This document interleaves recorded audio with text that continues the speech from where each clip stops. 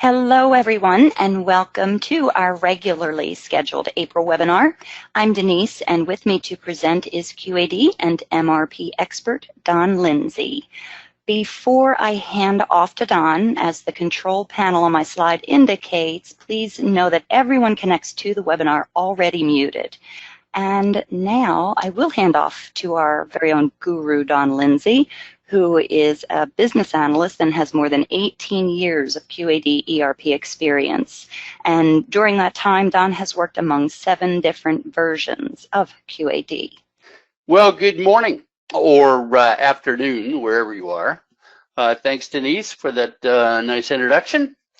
Well, here we are at the end of April, and we still find ourselves in a world of changing circumstances. We all have many things to think about, so we appreciate you taking some of your time out of your busy day to be with us to talk today about service and support in QAD. Many of us ship things to our customers that we want to or are required to keep track of for various reasons. We offer warranties, contracts, we repair parts, service parts, both in the field and at our facilities. On the 8th of April, we just 2 weeks ago, seems like months, doesn't it? We presented our webinar on MRP and how to make it fail in an attempt to show how to better use that particular application within the QAD ERP system. Today, we want to take a look at this other set of functionality that can add significantly to your ability to offer your customers top-notch service. Today, we're going to cover probably one of my all-time favorite pieces of functionality in QAD, Service and Support. Service and Support is the module in QAD that assists in the tracking and control of material or product that has left your facility but still requires action and control. In such industries as aerospace, medical, high-tech, industrial. SSM is too large to cover in one sitting, more or less delve into the details of all the functionality.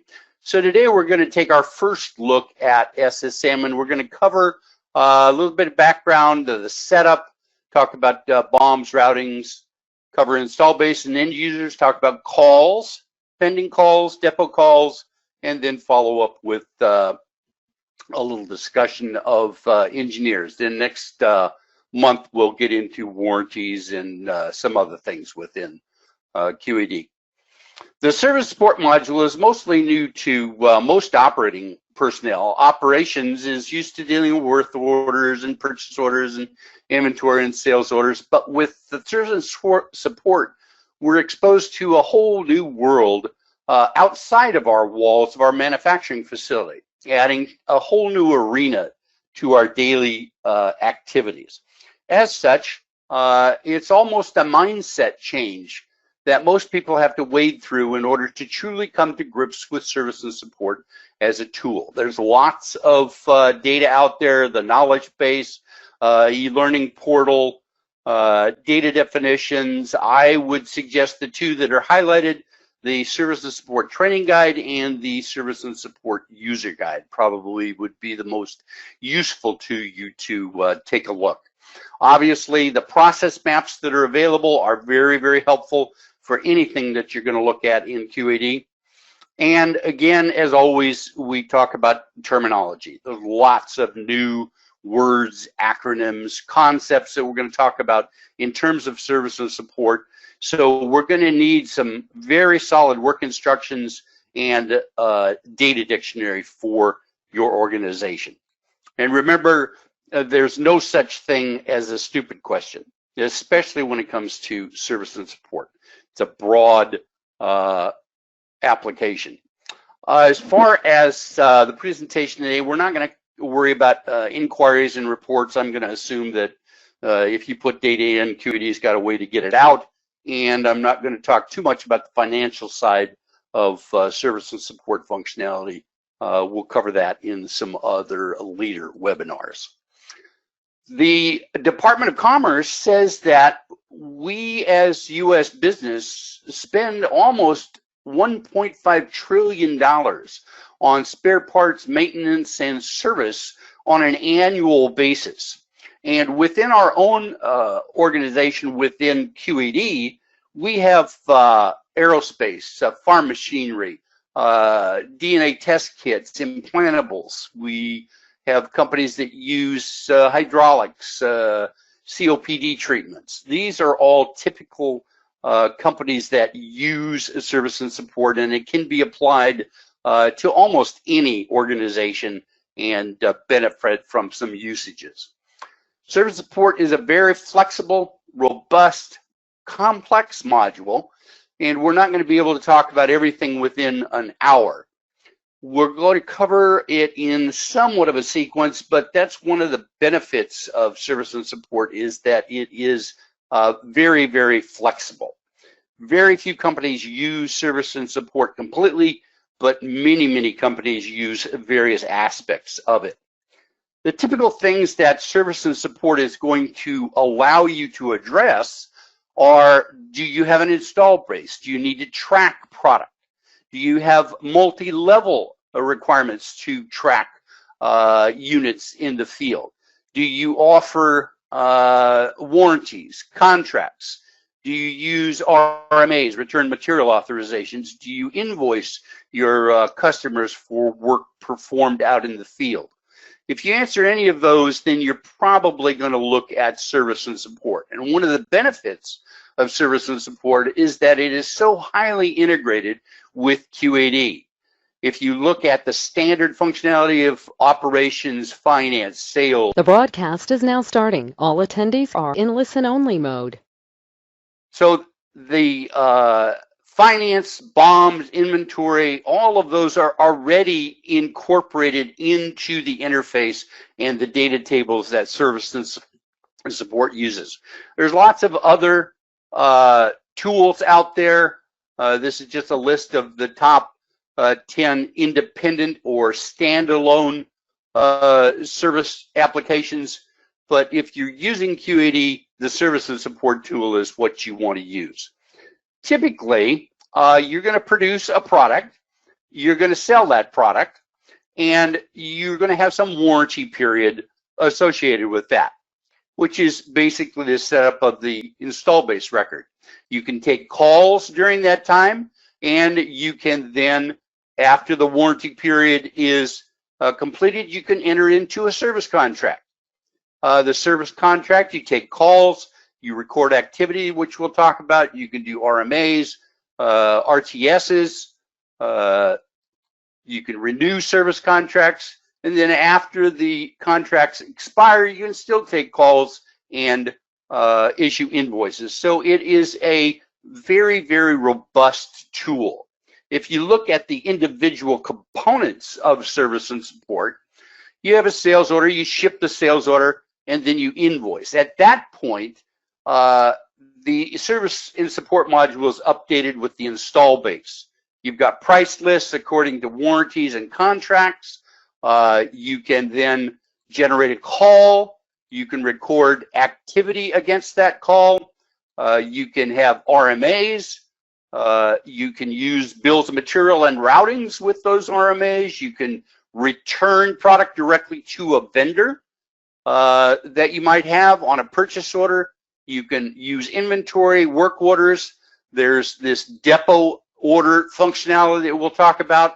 Then you can apply labor to your calls and to your RMAs. And then finally, bill. So you can ship product back to the customer and then generate a pending invoice. So it's all integrated, and you can use this in a combination of it, all of it, or just one or two pieces. So it's an extremely functional tool. Lots of modules, which we'll talk about in terms of calls and warranties, install base, etc. There's lots of thought that needs to go into updating the service and support. You've got control files, sites, charge codes, work codes, warranties. So it does take a fair amount of pre-planning to implement and use the service and support module. Lots of control files. We're familiar with control files. We've talked about them before. They are the files that tell the system what the defaults and how the system is going to control the functionality. The service and support main control file is 1124. This tells you whether you're going to have items in the install base. Are you going to ship to the install base? Or are you going to manually update those? Do you want to maintain history? Must the item exist in the item master file? Or are you going to be able to add items your own? So a lot of things to think about in terms of the control files. And there are other control files that affect service and support. 7.21.24, the sales order control file tells us how we're going to deal with the install base. The 3.24 inventory control looks at picking logic, etc. So you need to kind of think about how those other control files are going to interface with service and support. The item master file we've talked about. You need to create your items, but now you're going to be thinking about what's called the item service maintenance screen. You can set this up so that it is an individual menu, or it can be set as the last frame of the 1.4.1 item master file. Here you're going to define for each part number the warranty codes, usage codes, whether it's going to be updated to the install base. You probably don't want all your parts going into the install base, so you have to decide on that. Coverage, how parts are going to be treated in the install base in terms of serial numbers or lot numbers. So the item service maintenance is going to be defined for all of these parts. In the item service maintenance, you can use BOMs and routers and supplier and work centers. We'll talk about those in just a sense. The customers are obviously the focus of service and support. So when you create customers, sold to, billed to, shipped to, you're going to have a new relationship here called the end user, and we'll define how that end user is set up. You set up inventory status codes. We've talked about that. In terms of service and support, you want to set up status codes for issue from locations, inventory restrictions, etc.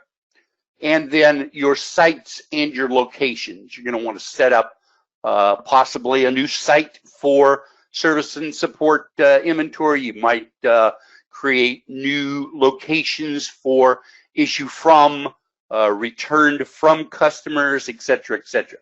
So you got to think about that. And then in terms of the service and support codes, we won't go through all of these, but there are many codes in service and support functionality, and each code must be set up individually, but should be looked at in concert with the rest of those. My favorite tool, generalized codes, lots of generalized codes that can be set up and used in the service and support module that are going to be used to instill some consistency and discipline into the way that you deal with that. 11.21.23 allows you to set some service and support preferences for users. So if a particular user comes in on a regular basis, you can set it up so he always gets the same frames. Then there's service BOMs and routings, bills of material. The BOMs and routings in service and support are different than those used in manufacturing. There's lots of ways to use BOMs.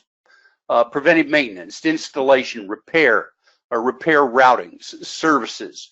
There's service work centers. There's the standard operation maintenance, which you can do for routings within it.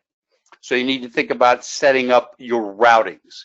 The end users are part of that relationship of the customer master. And there you're going to create end users, and then end users are going to be linked to customers for tax business references. The 11.9.1 end user maintenance allows you to relate that end user to a customer. So this is the individual or the person who is going to be responsible for the install base record. So you can directly add that. There's other ways to indirectly add based on sales orders and invoicing, but that's going to establish your end user maintenance. The frames, you have end user detail, you've got service office detail, what the hours are, how you're going to treat the install base for particular end users, and then how a particular end user might want his invoice. So there's a number of frames that are associated with defining those end users. Then the install base contains information about the items that are important that you provide service for, your items, your service serial numbers, detail item configurations, service coverage, expiration dates, etc. And then many of the functions within service and support are going to be using that data to update and validate that install base. The question is, should you even use an install base? If you track unique serial numbers, medical industry is very common for this. Are you going to offer any kind of aftermarket service? Do you register products? Do you offer warranties, upgrades, recalls? Do you schedule maintenance?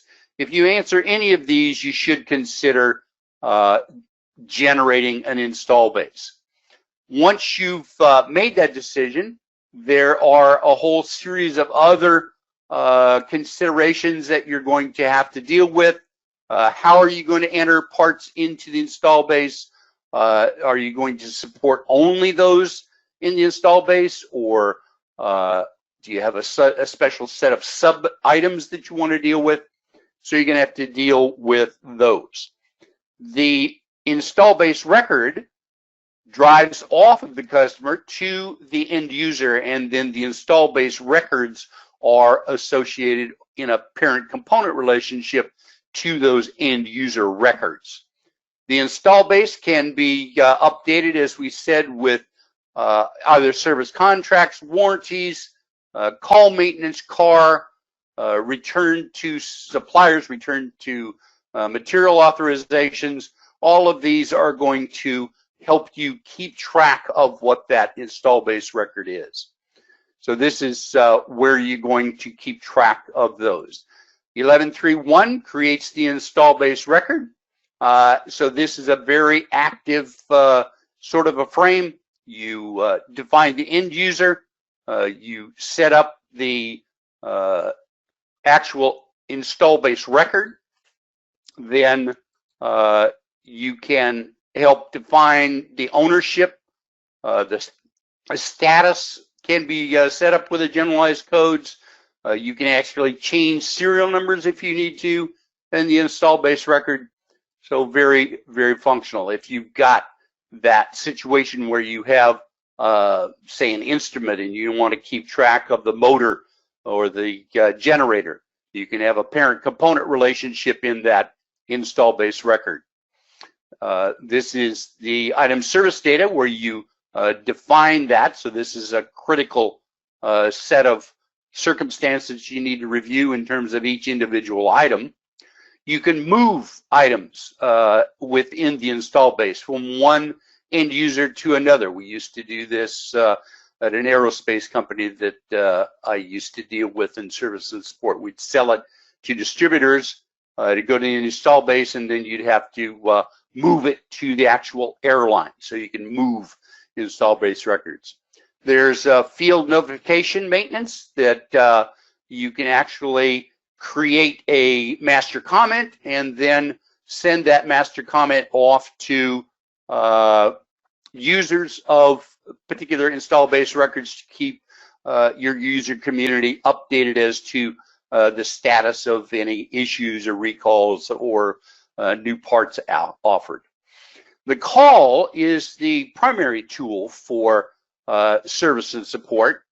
You create a call. You can do that probably manually, then you can track the call. We'll talk about escalation, queue maintenance, then record activity in terms of parts used, labor applied, expenses, airplanes, hotels, etc., etc.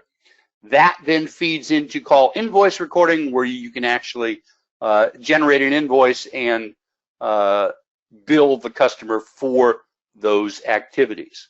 There's 4 primary ways you can create calls, either manually through call maintenance. You can do it through what's called the mass call generator, which we'll talk about, service contracts, or actually in the sales order maintenance, if you set the control files, it will create a install base or a PM install base record in your call maintenance for you. Call setup, there's lots of elements and codes you need to set up, and that helps you define the call. Once the call is established, there's a whole new set of records that allow you, or maintenance that allows you to deal with the call and keep track of the invoice and activity. The call management control file, another one of the primary control files in the service and support menu. Here you can set up all of the aspects of CAR and SIR, or call activity recording and call invoice recording, whether you want to generate an invoice on closing, how you're going to default service, etc. in the call maintenance. And then you can define work codes for PM, technical, install. There's call statuses, which we'll talk about in terms of whether a call is open, closed, completed, hold. Lots of codes you can create. So there's a whole series of calls that are called codes that we can create. First, the work maintenance. That basically defines the type of work that is going to be performed on a call. And this is going to be how your organization is set up and how you want that charging to take place. The status is a call is managed basically as a position in the life cycle of the call process. You've got call types. This is just a reference field, but it helps you to slice and dice information. There's call queues, which are basically where calls are going to be waiting to be processed. So you can keep track of who's got them and who's sensing responsibility. You can set up default maintenance for calls based on sites and users.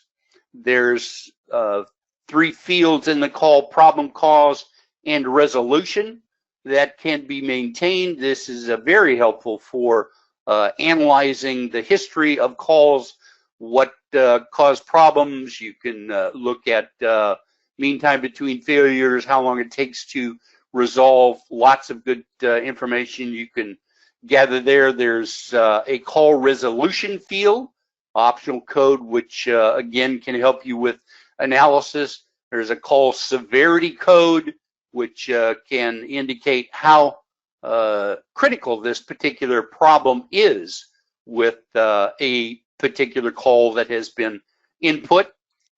There's problem and skills. We'll talk about this in a little bit when we talk about engineering scheduling, but you can define skills that are associated: electrical, mechanical, laser, however you want to define those. Those are going to be assigned to individual engineers. If we use the call activity recording to return material to our facility from the particular location, then you can set up a return status for scrap, for good parts, for repair parts. There's site defaults, so that if you have sites set up, you can set the defaults for individual sites that are going to be used. The system has a call quote maintenance, which is basically like the call, only here you're going to set up a call quote, and then you can record that or copy that, move that to an actual call, and then you can generate a report that you can send out to the customer that gives him an indication of what the cost of that repair is probably going to entail. Call maintenance, you can look up a call based on serial number or end user, a contract. You can associate a call to a contract that's already established. And then in call maintenance, you have the capability of taking what kind of work code it is, what model it's associated with, a service group, which has an accounting implication. You can set time and travel estimates for calls to help estimate calls and charges. And then you can actually have the system based on the product structure and work orders through transaction history and the operational side of QAD set so that it will create the install base record from your manufacturing system. So you can actually update the call with the product structure. The update frame allows you to update such things as fault codes, resolution, service requests, time spent, etc., etc. Then there's a call queue manager. The call goes into a queue, as we saw with the call queue setup, and then the supervisor of customer service can keep track of which calls are associated with which areas in the queue and update individual calls to make sure that the information is current and accurate. You can generate calls based on preventive schedules for a range of install-based records. You can create calls for field notifications, so this allows you to generate calls to help you keep track of that. The escalation control that's set in 11.3.113.24 lets you track and correct a call's process or progress in the life cycle. So if a part is at a particular stage or status for a predetermined period of time, let's say 24 hours and nothing has taken place, it'll automatically escalate that to the next level of responsibility. And that can be seen in this escalation monitor. It automatically reviews every period or every cycle how it's looking in terms of the call's last activity, and if it needs to be updated, then it will check that box to say that it needs to be addressed.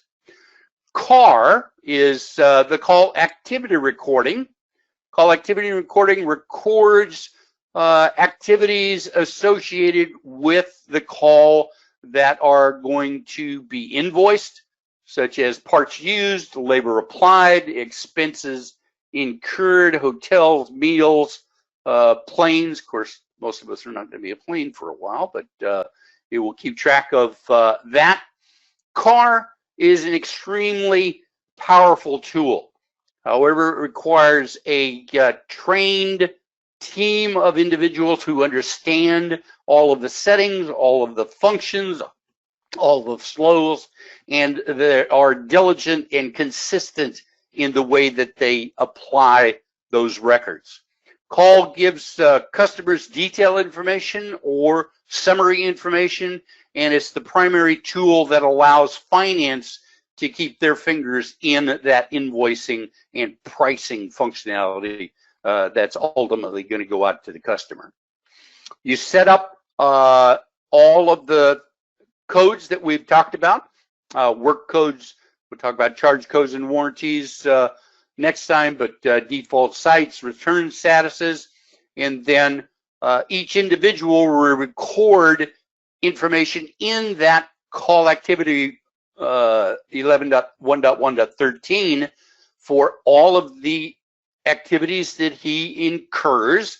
That then, based on the call sort and service categories, can be generated to expense items, labors, differentiated by repair, install, preventive maintenance, etc.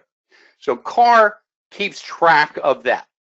Once you've created the call, you can go into 11.11.13, enter the call. It's going to carry that default information from 11.1.1.1, and then it's going to go into call activity recording, the detail. This field right here, the report, is critical to the way that CAR acts. It actually creates a record in the work order master and work order detail tables that basically set up a blank work order for which you can apply material, labor, and expense.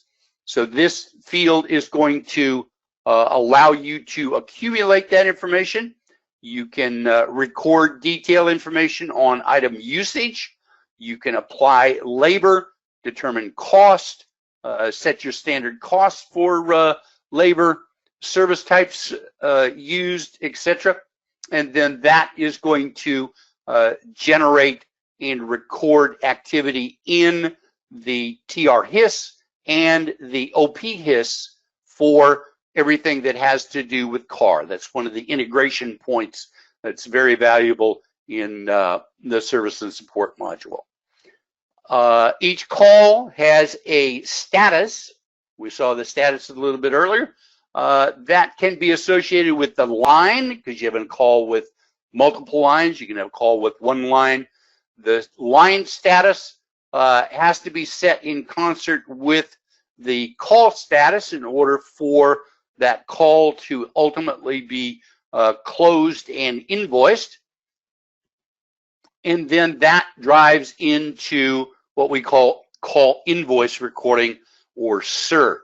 So this provides a tool to accurately create detailed invoices for all of these complex service activities that are taking place. It generates a pending invoice that you can then print and post and send out to the particular customer. You can manipulate pricing information, and you can print it in both a summary and a detail level. So calls, CAR, records your transactions for inventory, labor, expenses, and then you track that through SIR, and then that, based on the settings that you put into 11.24, you can either use the product line to generate the activities into the general ledger, or you can create your own particular service type product lines for that. So again, extremely functional.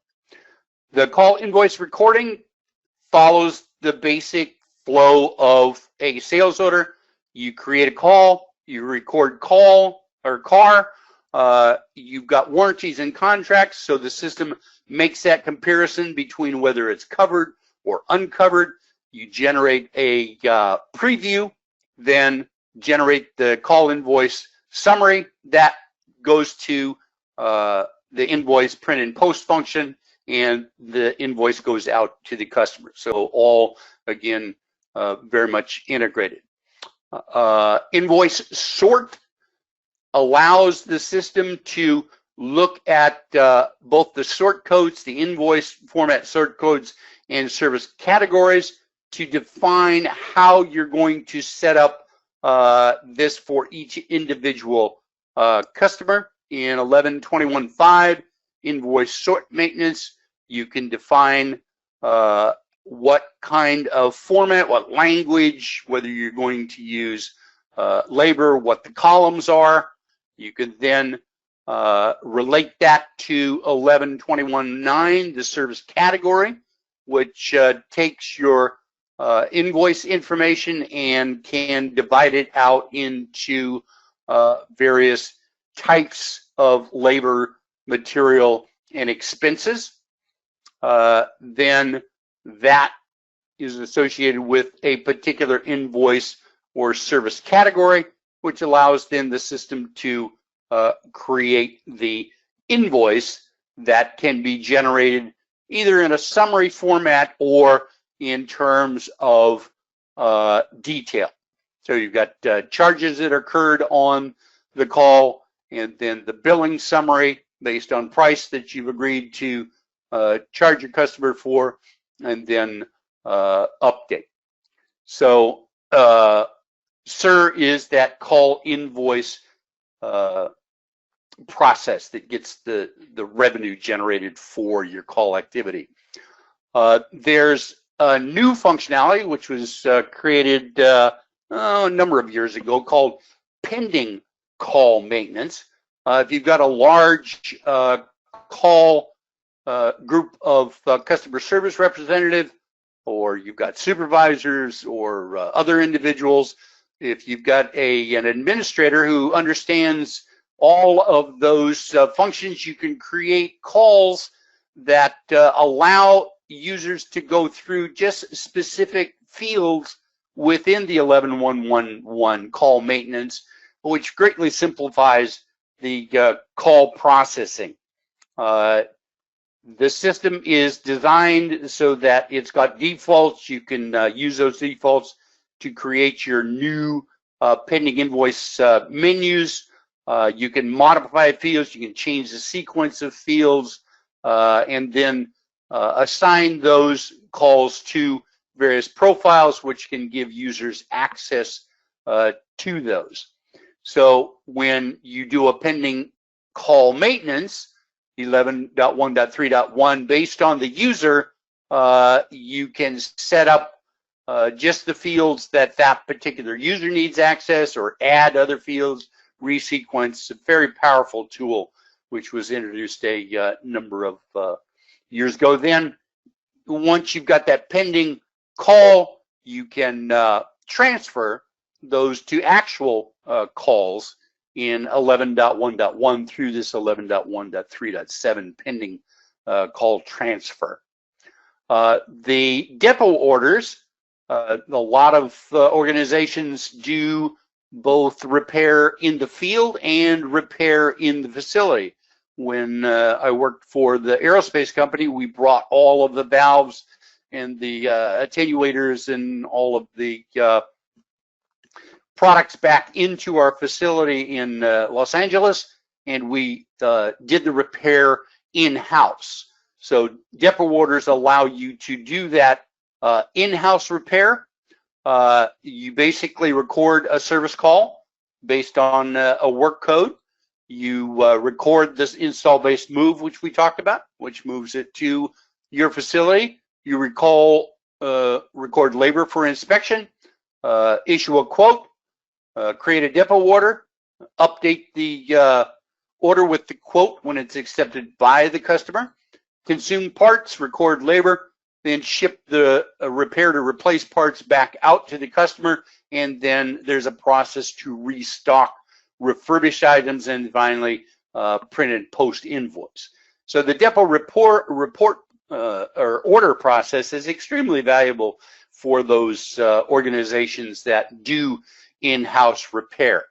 You can only make depot orders from calls which have work codes, which have the repair center coded properly, and this also allows you to track the replacement and refurbishment of that inventory, and then in 11.1.22.24 it allows you to reset it.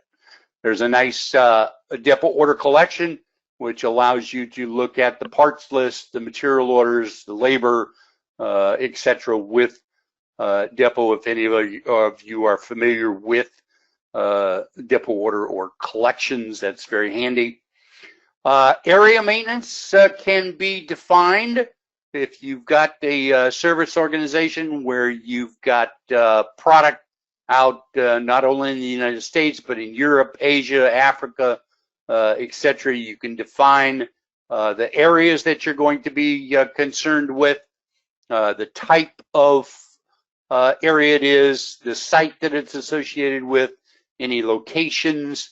So you first set up those area locations. Here's just an example of the types of areas that you can have for support, for sales, etc., etc. You can build kind of a product structure for areas. So you can have a primary, say US, and you can have component levels, maybe east, west, etc. So you can define how your areas are going to be set up. You've got an area holiday, which allows you to define whether the working, what the working days are.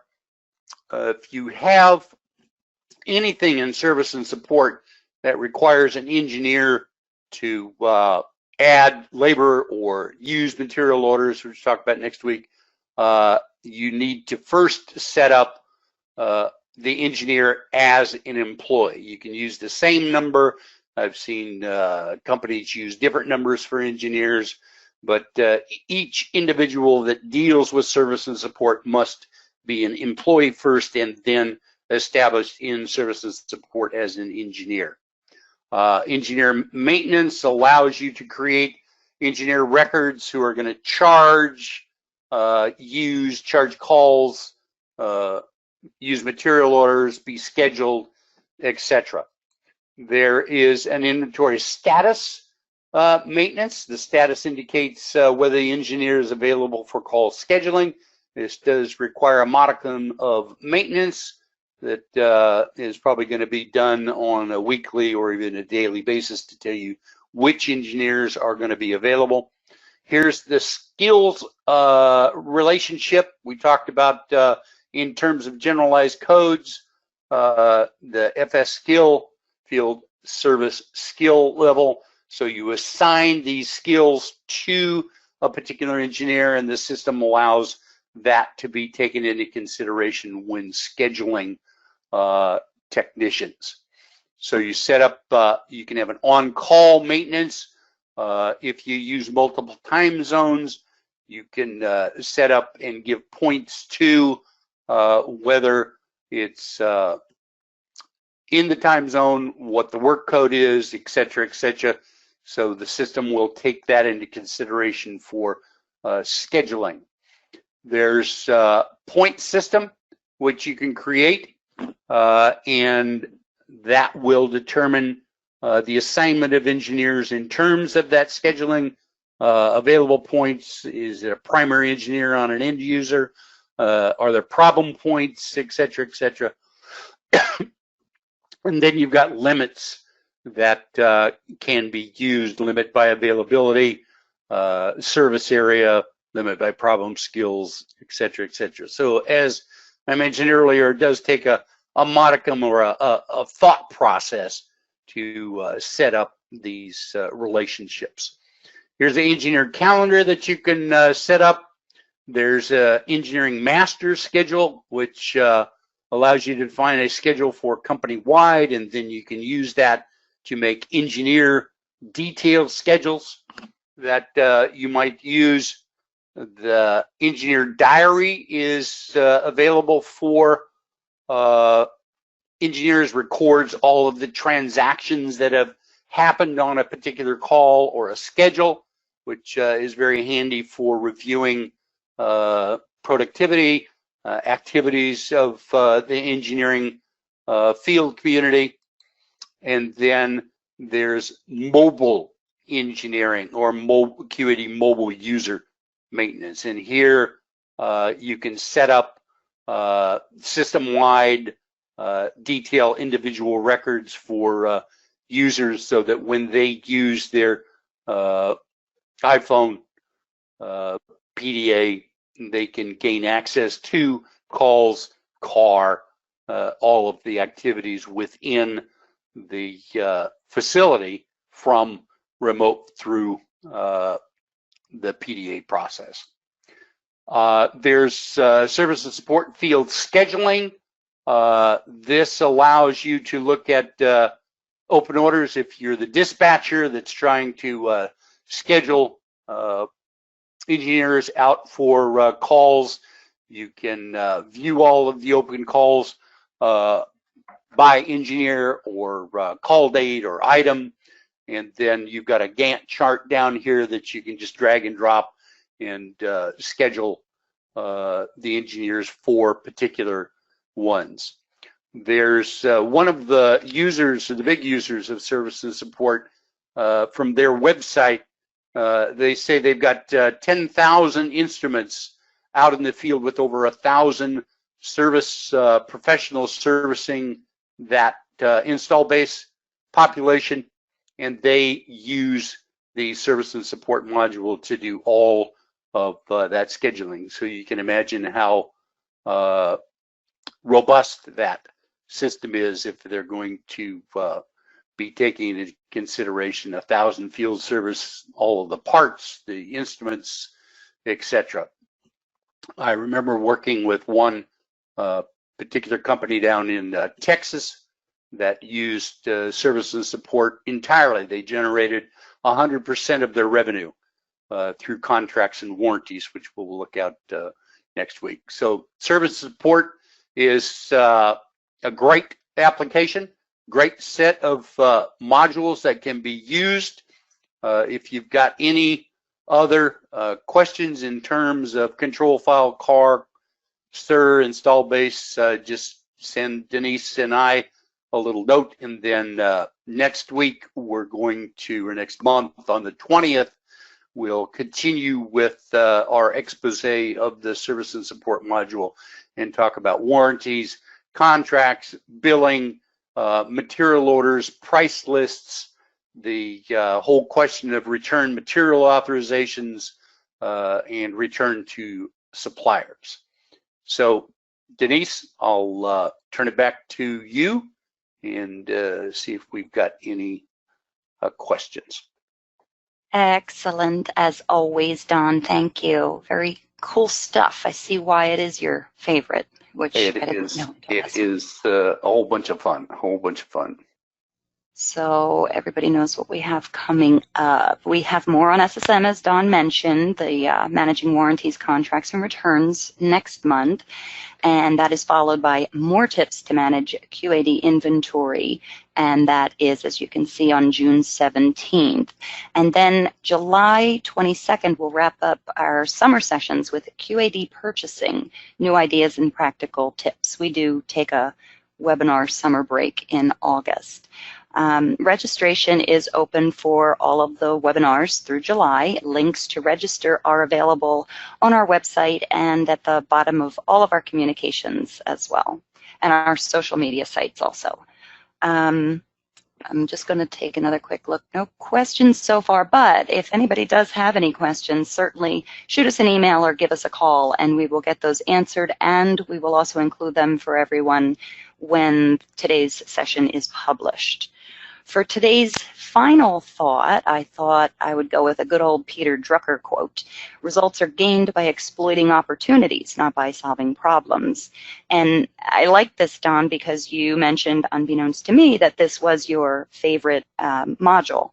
And knowing you as I do, I was pretty confident you'd open up some service and support opportunities for everyone today and next month as well. Yeah, I hope the service and support is, as I mentioned earlier, robust, complex, very fully functional. But there are, I know organizations that just use material orders, just use calls, not using CAR or SIR. As I mentioned, there's companies that use every single aspect of service and support. Companies that use service and support to generate all of their revenue.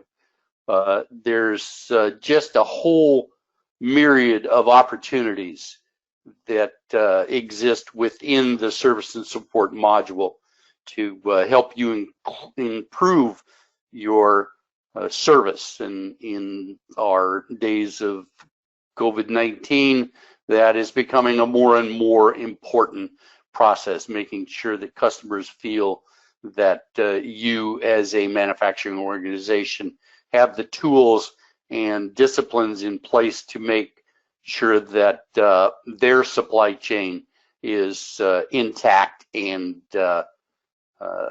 generating all of the information needed. So absolutely. Yep. Service support, great tool. As I said, my favorite tool I've been associated with it since 1999. The QAD people continue to upgrade and add functionality to it. Just a couple of years ago, they included a deferred and accrued revenue portion to contracts, which we'll send or talk about next week. So it's something that I really recommend you take a look at. If you look at the training guide or the user guide that I made mention earlier, lots of good things that you can do with service and support. That is about it for now. Any final words, Don? It's a big set of applications and requires, as I indicated, a lot of thought and process. But once you understand it and you take the time and effort to model your after service and support functionality, it's a tool that can really make your life easier and your customers happier. Yes, can see that. Okay, well, thank you very much, Don, and thank you everyone for your time today. I and Don, I'm sure, we hope you will join us again next month. Until then, have a super day and keep safe and healthy, everybody.